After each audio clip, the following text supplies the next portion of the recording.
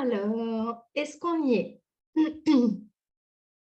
Je vais regarder, tac, si tout fonctionne sur Facebook. Tadadam. Comme ça vous laisse le temps d'arriver.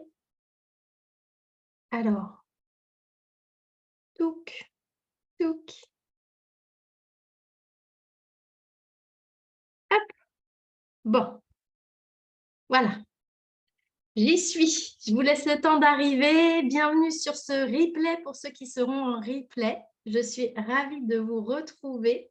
J'espère que vous êtes en pleine forme, que vous avez passé un très bel été, puisque on se rapproche dangereusement de la rentrée. Je laisse le temps aux personnes qui veulent être en live d'arriver. Faites-moi signe quand vous êtes là. Confirmez-moi que c'est tout bon au niveau du son.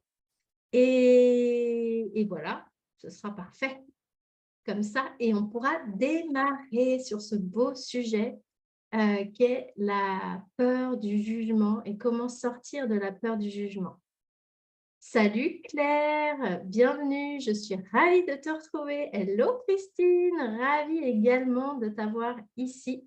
Est-ce que le son est bon, mesdames? Son OK. Merci Christine, tu as devancé ma nouvelle question. OK, alors je ne sais pas où mettre mon téléphone pour bien voir en direct. Bon, ça ira comme ça.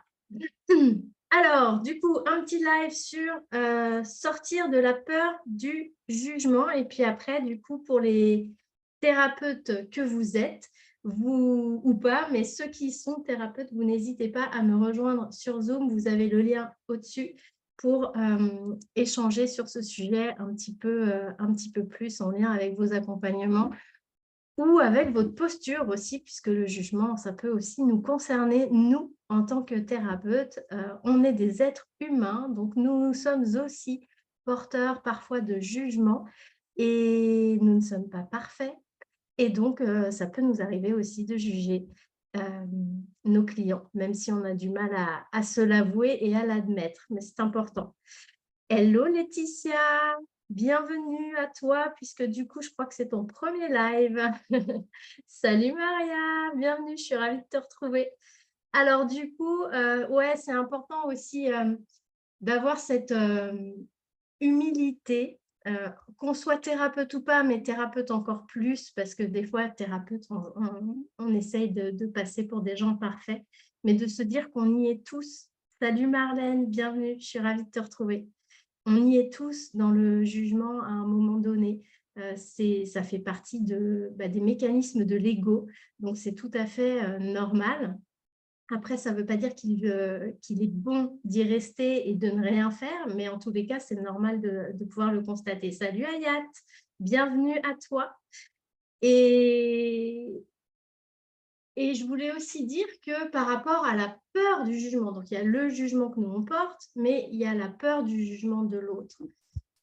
C'est normal aussi de vouloir être aimé. C'est ça fait partie en fait de l'être humain. On est des êtres, je veux dire d'instinct, on a besoin d'être déjà, en groupe et donc d'appartenir au groupe et puis, on a besoin d'être aimé, de se sentir aimé. On est des êtres émotionnels, donc c'est normal de vouloir être aimé. Le problème, c'est que parfois, souvent même, cette peur du jugement de l'autre, bien fait qu'on va s'empêcher d'être nous-mêmes. Parfois, on n'en a même pas conscience, hein. Ça fait partie aussi des constructions de personnalité, qu'on construit en résonance avec ce qu'on perçoit de notre environnement, de nos parents, de notre environnement social, sociétal, et on ne se rend même plus compte que finalement, on s'est éloigné de qui on est. Donc, ça nous empêche parfois d'être nous-mêmes, et puis ça nous empêche aussi de faire ce qu'on aimerait faire. Donc, ça nous éloigne de notre être, et ça nous éloigne de nos désirs et de nos envies de faire certaines choses. Salut Sylviane, hello Sophie, ravie de vous avoir les filles. On a des gens, par exemple, qui, et peut-être que c'est votre cas, qui ne se montrent pas tels qu'ils sont au monde, aux autres, et qui vont se suradapter, qui parfois vont même être jusque des sortes de caméléons qui, en fonction des personnes qu'ils ont en face d'eux, vont devenir telle ou telle personne. Des gens aussi qui ne vont pas exprimer leurs réelles opinions, qui vont, en fonction des personnes qu'ils ont en face d'eux, eh bien s'adapter et avoir des opinions qui peuvent être différentes. Ça peut être le fait de choses aussi qui sont anodines dans la vie, mais qui finalement viennent nous brimer dans notre élan vital, comme le fait de ne pas faire certains sports parce que je me trouve trop gros, trop grosse pour faire ce sport-là et j'aimerais. Euh, des activités aussi qu'on ne va pas oser faire parce qu'on pense que on n'est pas on n'est pas doué pour ça. Et d'ailleurs, qui est doué pour faire quelque chose dès le départ? Je pense que c'est forcément rare et c'est pour ça qu'on parle de dons d'ailleurs. Des gens qui n'osent pas parfois faire certains sports, faire certaines activités, se lancer dans le dessin, la peinture, qui ne vont pas s'autoriser à quitter un travail aussi. Je pense notamment à quitter un travail le soir, quand on a fini plus tôt, on n'ose pas parce qu'on a peur, comment on va être jugé par les autres qui, eux, sont encore au bureau et vont dire ah ben alors, tu prends ton après-midi. Vous l'avez déjà entendu celle-là, moi je l'ai déjà entendue au bureau. Quand on part à 17h, on nous dit ah ben tu as fini ton après-midi, enfin t'as pris ton après-midi. Et tout ça, c'est du jugement. Le fait de pas, parfois c'est sur des grandes décisions de vie aussi que ça va nous empêcher de quitter un métier, de nous reconvertir, de déménager parce qu'on va avoir peur de ce que les autres vont penser en fait de nos choix et de ce qu'on fait, des choix qu'on fait et qui vont impliquer d'autres personnes comme notre famille, etc. Est-ce que ça vous parle, vous? Moi, ça me parle beaucoup, hein. Moi, ça me parle beaucoup à titre personnel et puis mes clients aussi. Mais c'est des choses que j'ai connues et que je connais encore, évidemment, et sur lesquelles je travaille. Ça vous parle ou pas? Énormément? Ouais. Et puis, puis en plus, parfois, je pense notamment au fait d'avoir peur du jugement et de ne pas oser faire certaines choses. Plus on tarde à les faire, plus ça devient encore plus difficile. Et si je prends mon propre exemple, euh, sur des choses qui peuvent paraître anodines, mais qui sont importantes, ça fait des années que j'aimerais, que j'ai envie de faire de la danse comme je faisais quand j'étais petite, enfin enfant. Et je ne le fais pas et parce que je me dis: «Oh là là, je suis trop vieille» et cetera. Puis finalement, plus j'avance en âge, plus je me dis: «Je suis trop vieille» et là, j'ai dit: «Non, cette année, j'y vais». Oui, c'est parlant. Maria aussi. Brigitte, tu dis déjà: «Bienvenue Brigitte, toutes ces critiques, l'air de rien, ça t'affecte encore un peu», mais c'est normal. C'est normal que ça nous affecte parce que, justement, voilà. Donc, à quoi c'est dû ça? C'est lié à la peur du rejet. C'est parce qu'on a peur d'être rejeté, en lien avec le besoin qu'on a d'être aimé. Et comme je vous le disais, c'est normal d'avoir besoin d'être aimé. Aujourd'hui, dans le développement personnel, on pousse en fait les concepts parfois très très loin jusqu'à tu n'as pas besoin d'être aimé, il faut que toi tu t'aimes et tu n'as pas besoin d'être aimé par les autres. Mais ce n'est pas vrai. Bien sûr qu'on a besoin de s'aimer soi-même et que c'est primordial et que c'est essentiel et que c'est ce qui va nous rendre le plus heureux. Mais on a aussi besoin d'être aimé par les autres parce que, encore une fois, on est des êtres instinctifs, on reste, j'allais dire, des animaux et qu'on a besoin d'appartenir au clan et que ce besoin d'appartenance fait que forcément on a peur d'être rejeté du clan. Donc, on va s'adapter pour rester dans le clan. Et puis, on est des êtres émotionnels, on a besoin d'être en sécurité émotionnelle. Et la sécurité émotionnelle, elle passe par le fait de se sentir aimé. Et ça fait partie des besoins primaires de l'enfant, notamment quand il grandit. Let's dance, ouais. Là, cette semaine, je vais tester plein de danses différentes pour essayer de trouver celle qui me plaît. Christine, la visibilité comme entrepreneur. Et oui, Tout à fait. Faire ce que l'on ressent, ce qui est bon pour nous. Ouais. Ouais, Christine, la visibilité, comme entrepreneur, c'est d'ailleurs, ce qui fait le plus peur et j'ai été concernée, hein, avant d'être là, avec vous dans un groupe à faire des lives tous les 15 jours, j'ai été concernée par la peur de m'exposer, notamment sur les réseaux sociaux, qui est le lieu où, les critiques peuvent, fuser le plus. Et effectivement, c'est difficile quand on est entrepreneur et on veut se montrer, mais pas forcément sur les réseaux sociaux d'ailleurs, hein. Même aller, faire des salons, hem aller contacter des gens, des médecins et cetera, c'est pas simple. L'amour, c'est aimer l'autre tel qu'il est. Oui, et on peut ne pas aimer tout le monde aussi.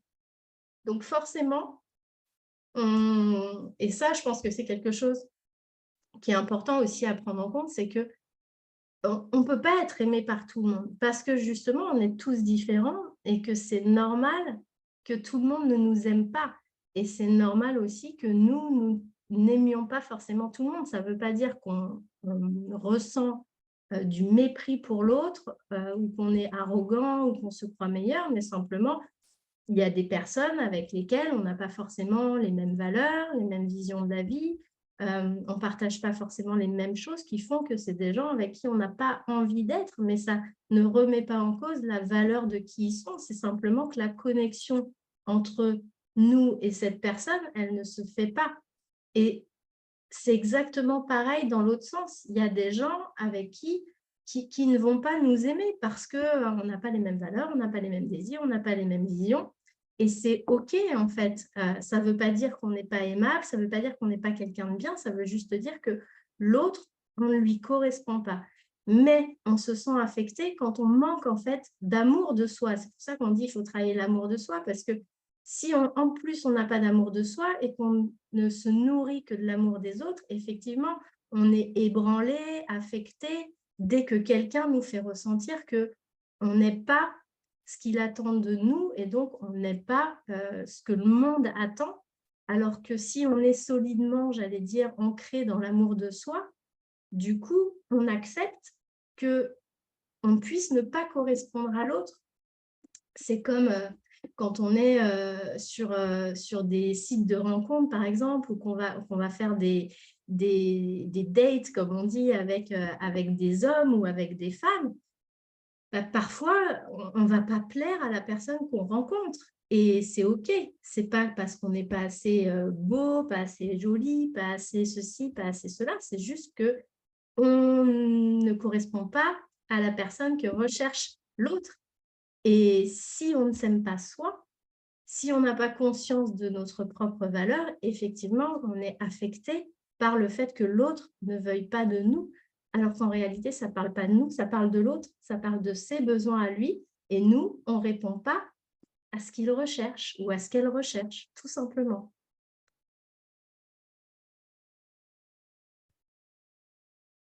Y a-t-il un âge pour cesser de tenter des choses? Pourquoi se sent-on ridicule parfois? Exactement, Maria. Et moi, je sens que là, je suis, bon, il y a plein de trucs sur lesquels j'ai dépassé cette peur-là, et il y a aussi plein de choses où j'y suis encore. Et là, tu vois, je ressens, après, il y a le manque de temps, mais je voudrais me mettre au chant, par exemple.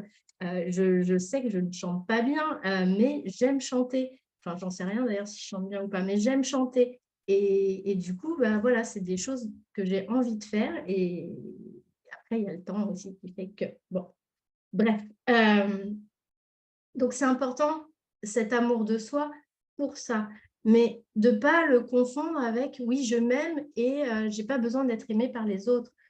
Parce que ça, pour moi, c'est quand les gens vont tirer là sur les concepts du développement personnel, de la spiritualité, mais jusqu'à nous faire oublier, en fait, parfois, enfin, sur certaines choses, c'est pas la première fois que je vous partage ça, hein, jusqu'à nous faire oublier qu'en fait, on est des êtres humains et on est des êtres incarnés. On n'est pas enfin, si on s'est incarné sur Terre, c'est pour vivre notre humanité et notre humanité, elle passe notamment par ce besoin d'être aimé aussi. Euh, voilà. Mais la solidité, l'ancrage, l'estime de soi, la confiance en soi, l'amour de soi nous permet aussi d'être beaucoup plus euh, de prendre de la distance par rapport à ça et surtout d'avoir un juste regard sur les choses. C'est surtout ça. C'est pas je m'aime et du coup je me fie de ce que l'autre pense, c'est je m'aime et je suis conscient que l'autre peut ne pas être en résonance avec qui je suis et c'est d'accord, c'est OK. Puis cette peur du jugement des autres, elle va être plus ou moins importante, plus ou moins forte selon aussi notre vécu. Si on a eu des parents qui ont essayé, par exemple, de nous modeler pour nous faire rentrer dans une case, qu'on corresponde à quelque chose, ben, du coup, on a senti cette pression, qu'on s'y soit conformé ou pas, on l'a senti. Et donc, du coup, en ayant grandi sous une forme de pression, après, à l'âge adulte, on est encore dans attention, qu'est-ce qu'on va penser de moi, qu'est-ce qu'on attend de moi. Alors que si on a des parents qui vont laisser leur enfant être pleinement qui il est, qui vont justement le soutenir à révéler sa personnalité propre, à révéler son essence, etc., cette personne va avoir beaucoup moins peur du jugement des autres parce qu'elle aura grandi dans un environnement où on aura soutenu l'unicité et surtout, on aura appris à l'enfant à accepter qu'il a le droit d'être comme il est et que peut-être ça ne va pas plaire et c'est d'accord et c'est OK. Il y a des parents aussi, par exemple, qui vont valoriser certains comportements ou certains traits physiques chez leur enfant qui ne sont pas en réalité ceux de l'enfant, mais du coup, l'enfant va comprendre que c'est comme ça qu'on attend de lui qu'il soit.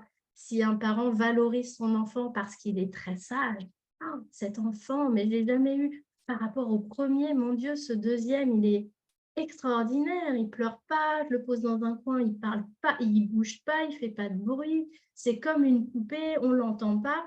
Et l'enfant qui entend ça, lui, ce qu'il enregistre, c'est ben, en fait, ma mère ou mon père, mes parents m'aiment parce que je ne fais pas de bruit, parce que je suis quasiment invisible. Et quand cet adulte, enfin cet enfant va se construire, il va probablement être très introverti, très renfermé, parce que c'est comme ça qu'on l'a valorisé. Et parfois, c'est même pas, ça peut être aussi que les parents ont valorisé un autre enfant de l'entourage, que l'enfant a lui entendu cette valorisation et du coup on a tiré la conclusion que c'était comme ça que ses parents aimaient les enfants et donc du coup dans sa construction il va aller nourrir en fait ces parties-là de lui, cette partie d'introversion, cette partie timide, etc. Et il va se renfermer et puis va se construire comme ça et du coup il va avoir encore plus peur du jugement des autres à l'âge adulte et beaucoup plus peur de s'exposer au type. Et puis, il y a pas que les parents, hein, il y a le vécu qu'on peut avoir au niveau de l'école, au niveau des centres de loisirs, au niveau des activités sportives quand on est enfant. Surtout quand on arrive justement, quand l'enfant rentre dans ces sphères sociales-là, qu'il sort en fait de la sphère familiale pour vraiment rentrer dans tout ce qui est euh, oui, environnement social externe, du coup, son besoin d'appartenance et d'être aimé, qui était assez, comment dire, concentré sur l'espace familial, se retrouve transféré à l'extérieur. Donc, du coup, il va avoir ce besoin d'appartenance à l'extérieur et ça va être fort. Donc, ça va dépendre aussi comment ça va se passer à cet endroit-là. Et je vais regarder vos commentaires après. Et, euh, et donc, du coup, l'enfant, comme il change de sphère, il va se sentir un peu insécure sur cette période-là. Et du coup, il va rechercher à appartenir justement au clan. Et c'est là qu'on voit d'ailleurs chez les enfants, chez les jeunes, qu'il y a toujours voilà, des petits groupes, etc. Et puis, il y a aussi malheureusement des enfants qui sont rejetés et qui subissent du harcèlement. Et justement, c'est aussi parce que les enfants ont peur. Et comme ils ont peur d'être rejetés, eh bien, ils font tout pour faire partie du clan. Et pour faire partie, par opposition, ils vont rejeter un ou plusieurs autres enfants en fonction de l'éducation qu'ils ont eue, etc. Ce pas forcément tous les enfants, évidemment, mais c'est ce qui peut arriver. Et forcément que quand on a vécu en plus des situations comme ça à l'école où on s'est senti exclu, rejeté, moqué, humilié, simplement parfois mis de côté, bah, c'est compliqué quand on est à l'âge adulte. Je pense à ces enfants, par exemple, qui sont, par exemple, toujours les derniers à être choisis au sport quand on fait des équipes. Bah, vous remarquerez que vous avez remarqué sûrement quand vous étiez jeune que c'est généralement toujours les mêmes élèves.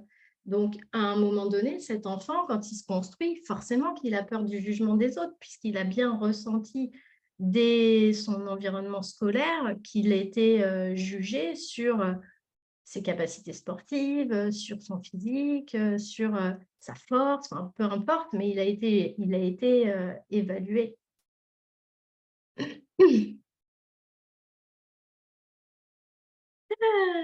Alors, Christine, c'est une vraie question avec des enfants de savoir s'il faut les pousser un peu à faire des choses et mettre un peu de pression ou les laisser faire des choses plus faciles comme les jeux vidéo. Ouais, alors les jeux vidéo, moi j'ai mon petit avis là-dessus, ce qui ne veut pas dire que mes enfants n'y jouent pas, et d'ailleurs j'ai un de mes fils qui y joue beaucoup trop. Je pense que là, c'est pas trop sur la question du jugement, c'est de les pousser à s'ouvrir à des choses ou à rester enfermés derrière un écran. Mais effectivement, les enfants, ouais, pour moi, c'est pas la même chose que de les porter de les soutenir à exprimer qui ils sont, tu vois. Les jeux vidéo, ouais, c'est un sujet qui est un peu différent parce que c'est vraiment, est-ce que je laisse mon enfant finalement s'enfermer dans une seule activité dans laquelle il n'a pas de vie sociale, mis à part celle à travers les casques et les micros. Et ce que je voulais aussi et surtout vous partager, parce que là, on a vu comment ça se manifeste, à quoi c'est dû. Ce qui est important, c'est comment on peut en sortir de cette peur du jugement de l'autre. Comment faire pour justement arriver à prendre de la distance avec tout ça. Ayat, tu dis comment travailler sur soi à l'âge adulte pour être moins fragile face au jugement quand la prise de conscience est tardive. Ok, on va y venir.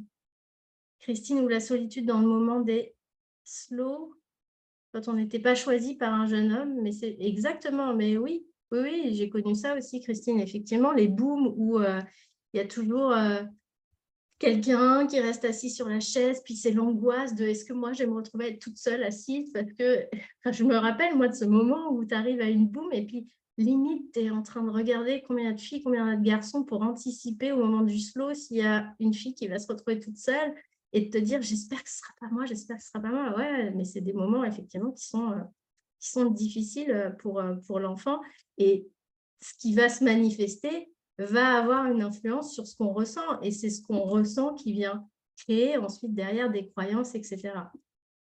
Du coup, Ayat, on va y venir.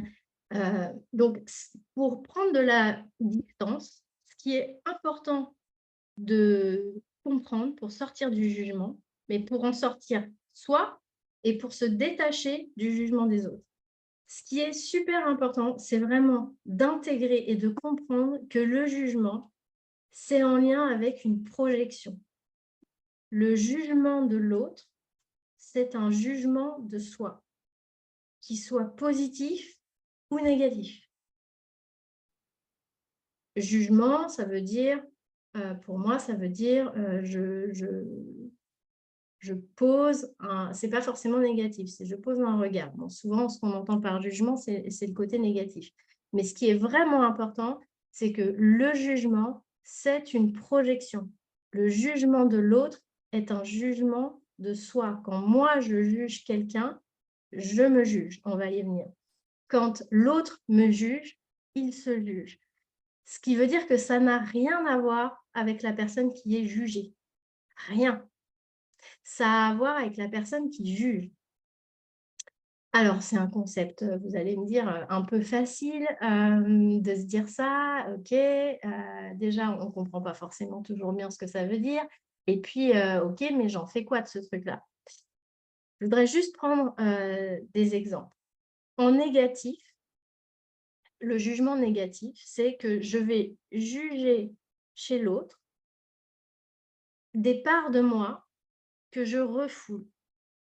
Que je refoule parce que je les ai mises de côté, parce que je les considère, je les juge comme étant pas belles, pas bien. Et soit je les occulte totalement, donc j'ai même pas conscience que je porte ça en moi, parce que je les ai refoulés très tôt dans des niveaux auxquels j'ai pas accès, en tout cas pas encore, soit, je ne m'autorise pas à les exprimer. Je les ai refoulées, elles sont là, elles sont plutôt presque accessibles, mais je ne m'autorise pas à les, hem, j'arrive pas à lire tout ton commentaire, si je vais regarder après. Hem, je ne m'autorise pas à les exprimer. Donc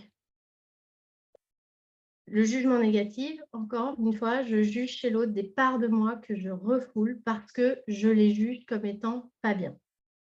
Exemple, exemple, je juge les femmes qui s'habillent sexy, qui mettent des gros décolletés, qui mettent des petites jupes très courtes, qui mettent des hauts talons, que je juge comme étant allumeuses, pétasses, hem, que voilà, que je juge, tout simplement.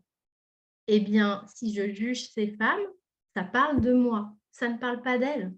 Ça parle pas de comment elles s'habillent et de qui elles sont et de comment elles se comportent. Ça parle du fait que moi, cette peut-être féminité, même pas exacerbée, cette féminité très exprimée, c'est quelque chose que j'ai mis de côté parce que je l'ai mis dans la case «c'est pas bien».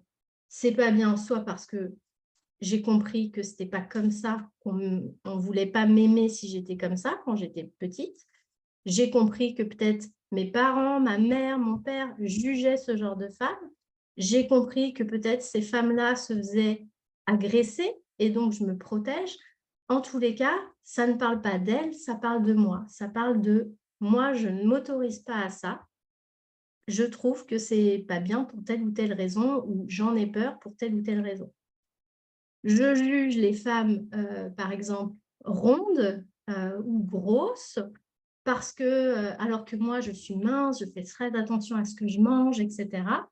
Eh bien, c'est parce que justement, ces femmes-là me renvoient ce que je ne m'autorise pas à être. Moi, je suis très dans le contrôle de mon image, je fais attention, je mange, des salades, des légumes, des trucs à la vapeur et cetera, et ces filles-là s'autorisent à manger, des choses que moi je ne m'autorise pas à manger et du coup, je vais aller les juger. Peut-être même, il y a des gens, ils vont aller jusqu'à dire, voilà, que c'est des filles qui ont pas de volonté, qu'elles se laissent aller et cetera. Alors qu'en fait, c'est vraiment le reflet de ce que de parts de moi, en fait, que je ne m'autorise pas à exprimer.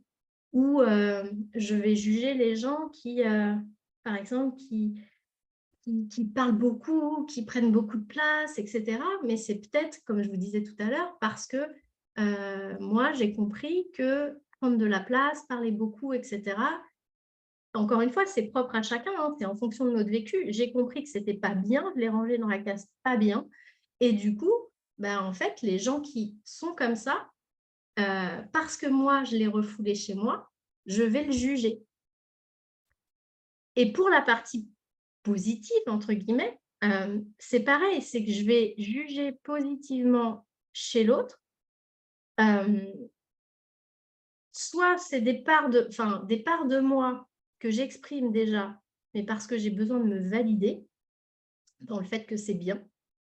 Donc ça, c'est parce que je manque de confiance dans ce que je fais et dans ce que je suis. Soit c'est des parts de moi que j'ai mis de côté, mais que j'arrive pas à exprimer. Je les ai mis de côté, mais j'arrive pas à aller les révéler parce que pour tout un tas de raisons et notamment liées à mon vécu, je n'ose pas, en fait. Exemple, je qu'est-ce que j'ai écrit sur mon papier?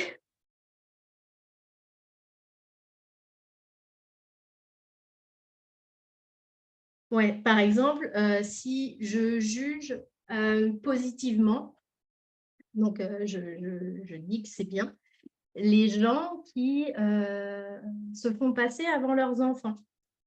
Bah, peut-être que je juge positivement pour valider, en fait, parce que moi-même je me fais passer avant mes enfants et que j'ai besoin de me valider que c'est bien. Donc, je vais aller le chercher chez les autres pour me valider, moi, dans mon comportement. Je vais, par exemple, aussi aimer les gens extravertis. Donc, je prends l'exemple inverse de tout à l'heure, les gens qui parlent beaucoup, qui prennent beaucoup de place, etc. Parce que, en fait, j'admire ça chez eux, mais je n'ose pas moi. Donc, du coup, ils me renvoient une part de moi qui est là, que j'aimerais exprimer, que je n'ose pas exprimer, mais vraiment j'aimerais. Et du coup, le fait d'être au contact de ces gens-là fait que j'admire ça, en fait, chez eux, mais parce que c'est déjà en moi. Donc, ce que j'admire chez l'autre, c'est finalement des parts de moi qui seraient admirables, mais que je ne vais pas exprimer. Et c'est vraiment important d'intégrer ce concept de projection. Et c'est important de l'intégrer à un autre niveau que le niveau mental, parce que moi, ce que j'ai remarqué pour moi et ce que j'ai remarqué pour mes clients, c'est que tant que ça reste au niveau de la compréhension mentale, il ne se passe pas grand-chose. C'est-à-dire que tant que j'ai compris qu'ok, l'autre finalement, ce qu'on appelle un peu l'effet miroir, hein, l'autre n'est qu'un miroir de moi et je ne suis qu'un miroir de l'autre, et que quand on me juge, ben, en fait, ça parle de l'autre, c'est l'autre qui est en train de se juger, et quand moi je juge, c'est moi qui juge l'autre.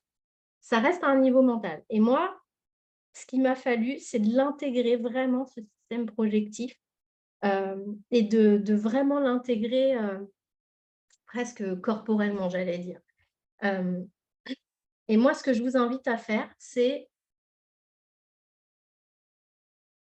d'observer tous les jours, observez quand vous jugez quelqu'un et notez-le à chaque fois dans un cahier. Des jugements, on en a dans la journée, donc il ne peut pas ne pas y en avoir. Observez quand vous jugez quelqu'un. Alors, vous pouvez vous arrêter sur ceux qui vous sautent aux yeux, mais vraiment observez quand vous jugez quelqu'un.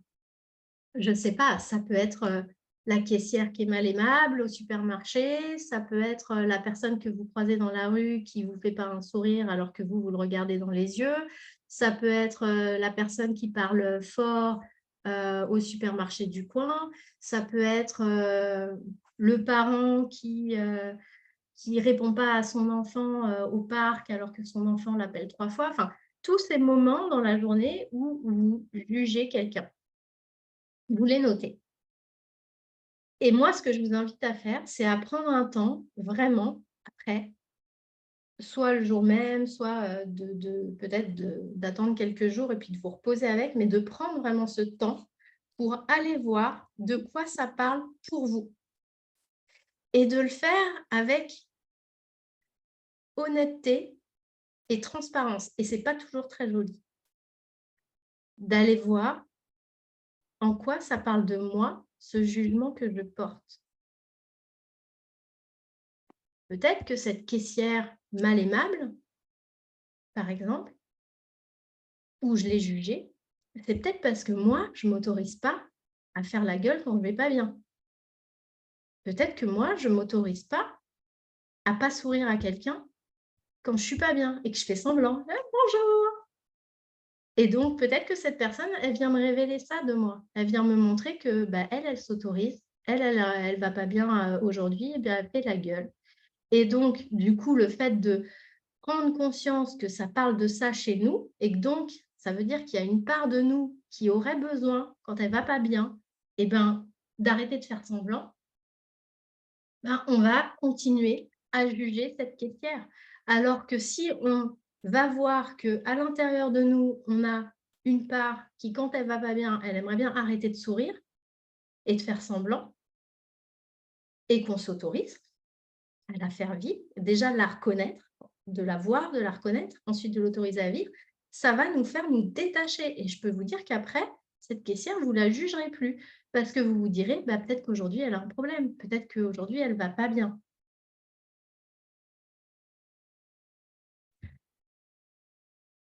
Je vais vous prendre un exemple. C'est un exemple que j'avais pris pour les filles de la formation. Parce que moi, c'est un truc qui m'avait beaucoup marqué. J'avais une collègue J'avais une collègue qui avait un conjoint qui gagnait extrêmement bien sa vie. Donc ils avaient, un super appart, à Paris, ils avaient, de gros moyens financiers et cetera.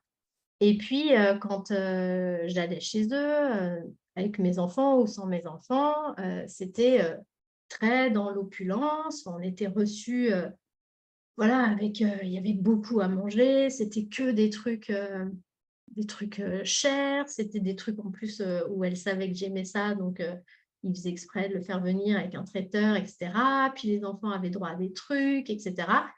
Et moi, ça m'agaçait et je me disais que cet homme-là, en fait, je le trouvais, puant avec son argent. Je trouvais qu'il limite, j'avais l'impression qu'il ouais, qu'il vivait à travers ça, puis moi qui me montrais que, je sais pas, que j'avais pas les mêmes moyens et cetera. Bref, je vivais mal cette situation et je le jugeais, lui, par rapport à ça. C'était pour moi le mec qui se la pète avec son argent. Et donc, j'ai pris ça et j'ai été le voir. Alors j'ai attendu parce que ça datait du moment où je travaillais, donc je suis allée le travailler après. Mais j'ai pris ça et je suis allée regarder à l'intérieur de moi de quoi ça parlait, ça. Ça m'a pris, pas tout de suite, mais ça m'a pris un peu de temps pour avoir cette honnêteté, parce que ça demande de l'honnêteté quand c'est des parts d'ombre et c'est souvent des parts d'ombre, hein, quand on est dans le jugement. Cette honnêteté de voir qu'en fait, je l'enviais, qu'en fait, moi aussi, j'aimerais avoir beaucoup d'argent comme ça, que moi aussi, en fait, j'aimerais pouvoir, faire venir, de la nourriture de traiteur, celle que j'aime et pas me prendre la tête. Moi aussi, j'aimerais pouvoir me faire, livrer, des plateaux de fruits de mer, le samedi soir, chez moi. Que, moi aussi, j'aimerais, quand je reçois des amis, pouvoir offrir des cadeaux à leurs enfants, dès qu'ils passent la porte, parce que ça me ferait plaisir. Et en fait, quand j'ai reconnu que je l'enviais, que j'avais envie moi aussi, j'aimerais moi aussi avoir beaucoup d'argent comme lui et qu'est-ce que je ferais si j'avais beaucoup d'argent? Que effectivement, j'aimerais me faire livrer ceci, je ferais des cadeaux aux enfants et tout.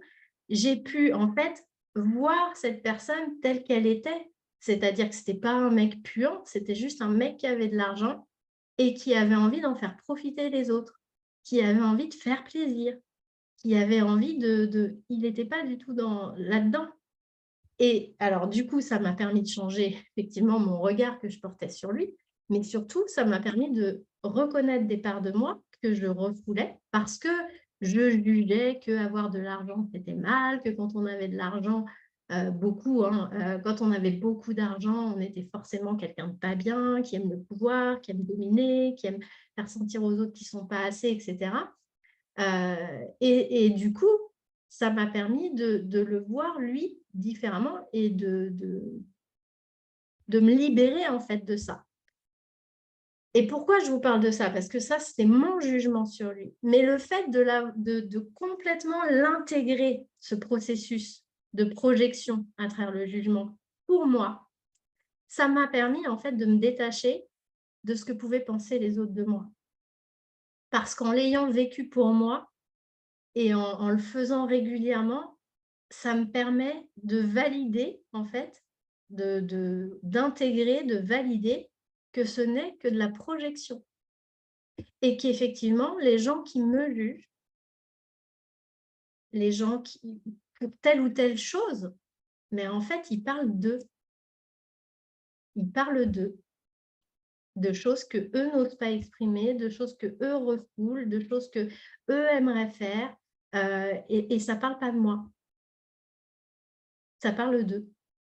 Alors oui, ça parle de moi parce que je suis comme ça, mais le fait que ce soit mal à leurs yeux, ça parle d'eux. Et vraiment, je vous invite, ça peut paraître bête, Ayat, je ne sais pas si ça te parle, mais le fait de faire ce travail pour toi, de venir mettre en lumière tes propres projections dans tes jugements, le fait de le faire régulièrement va te permettre de te détacher du regard des autres et du jugement des autres. Parce que du coup, ce que tu vas intégrer pour toi, dans tes propres jugements, tu vas pouvoir le transférer en fait sur les autres et comprendre ce qui se passe. Et limite, euh, j'exagère un peu, mais limite dans certaines situations, le jugement des autres peut faire sourire, peut être rigolo. Parce que moi, des fois, je me dis, ah bah là, il y a un beau terrain de travail pour cette personne-là. La personne qui, je sais pas, tu vois, Christine, tu parlais de l'entrepreneur et de la visibilité. C'est les réseaux sociaux, par exemple, les entrepreneurs, on les voit beaucoup. Et puis, ils font des lives, des posts où ils expriment ce qu'ils pensent, leur vision des choses sur certains sujets, etc. C'est ce que je fais aussi, hein. Et il y a des gens qui ne vont pas être d'accord. Et ça parle d'eux, en fait. Moi, je sais qu'il y a des gens sur les réseaux avec lesquels je ne suis pas d'accord. Il y a des choses qu'ils expriment, voilà, je porte un jugement dessus. Mais je sais que ça parle de moi, donc je ne vais pas aller débattre avec eux sous leur post, à leur dire « Ah, je ne suis pas d'accord parce que si, parce que ça ». Parce qu'en fait, c'est leur vision et ils ont le droit de l'avoir. Moi, j'ai ma vision qui est différente. Et quand on juge aussi voilà, des gens, il y a il y a beaucoup de personnes sur les réseaux sociaux qui sont aussi jugées parce qu'elles s'exposent, parce qu'elles se montrent, parce qu'elles sont régulièrement en vidéo, etc. Mais souvent, ça parle aux gens de leur propre difficulté à s'exposer, en fait. C'est parce que ça leur renvoie moi, j'ose pas, moi, j'ai peur des autres. Eux, ils n'ont pas peur. Et du coup, ça vient me travailler et je préfère me dire qu'elle, elle ne devrait pas s'exposer, tu vois. Ouais, vraiment, c'est Hayat, c'est pas, tu as du boulot, mais tu verras que le plus difficile, c'est d'avoir au début, notre ego, il nous protège. Notre ego, il se base sur la séparation. Alors, notre ego, il a plein de vertus, mais il a ce côté pas cool qui est d'entretenir la séparation avec l'autre. Et pour entretenir cette séparation avec l'autre, il a besoin de se prouver que il y a une différence entre moi et l'autre. Et du coup, l'ego, dans cet exercice-là que je vous propose, il va venir jouer. Parce qu'il va venir dire, mais pas du tout, moi, je n'ai pas de problème avec ça. Ben si, en fait. De la même manière que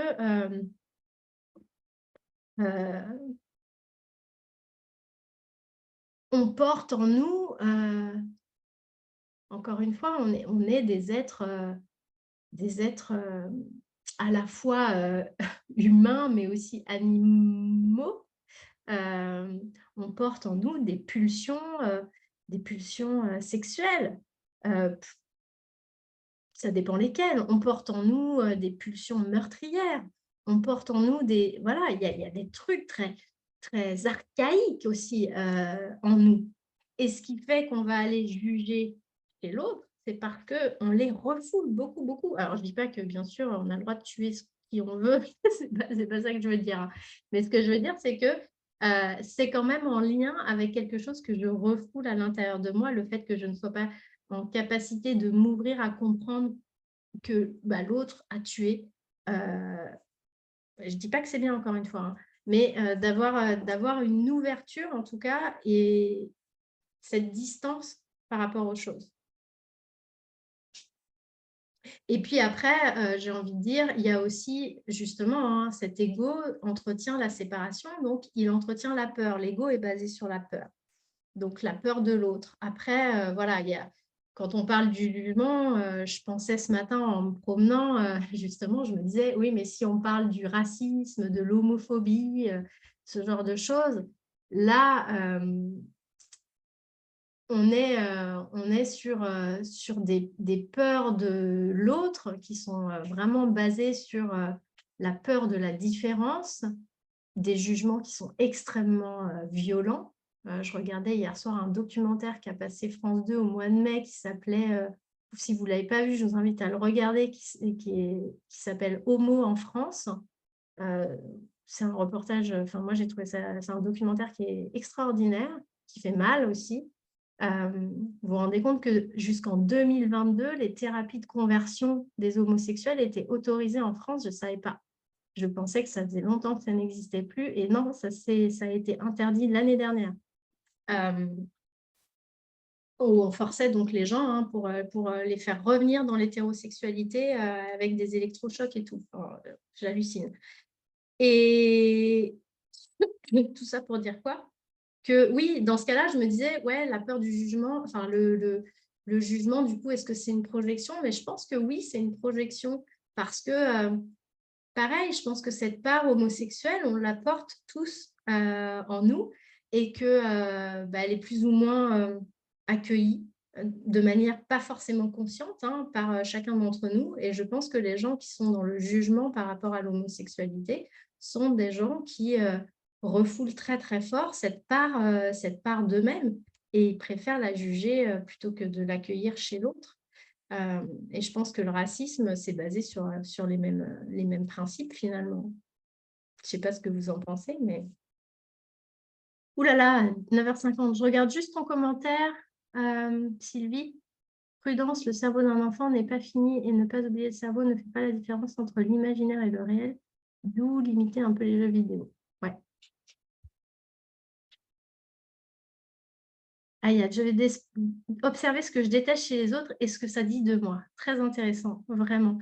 Ouais, et note-le, Ayat, note-le dans un cahier.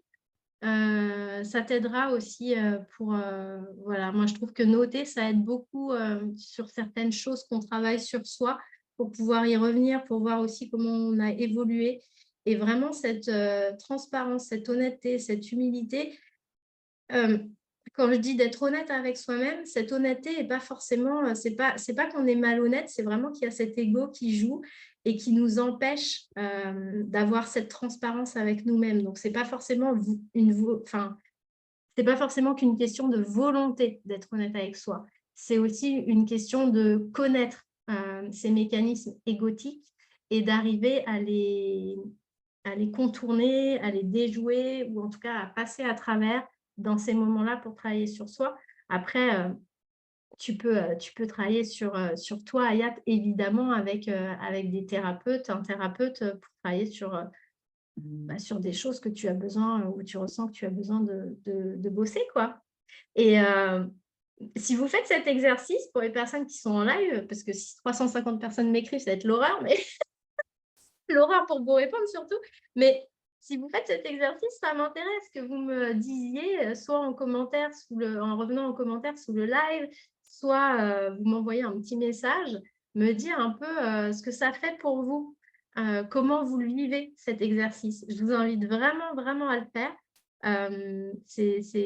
Vous verrez que, enfin, moi, c'est ce qui m'a vraiment permis de sortir de la peur du jugement. En tout cas, d'en sortir beaucoup, parce que je l'ai toujours, évidemment. Je suis comme vous, hein. J'ai besoin de me sentir appartenir et de me sentir aimée, mais beaucoup moins, en fait. Voilà. Écoutez, on va s'arrêter là parce qu'il est déjà 9h53. Je vous attends pour les thérapeutes uniquement sur Zoom si vous souhaitez poursuivre l'échange, en parler, notamment en lien avec vos clients, vos accompagnements, votre posture à vous aussi, parce que peut-être que vous jugez aussi des personnes que vous accompagnez. Et encore une fois, il n'y a pas à avoir honte de ça, il y a à le voir et à aller le travailler. Et pour les autres, on se retrouve dans 15 jours.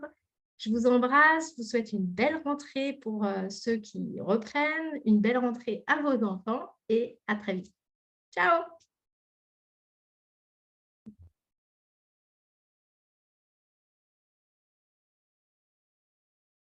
Je ne sais plus où arrêter le truc.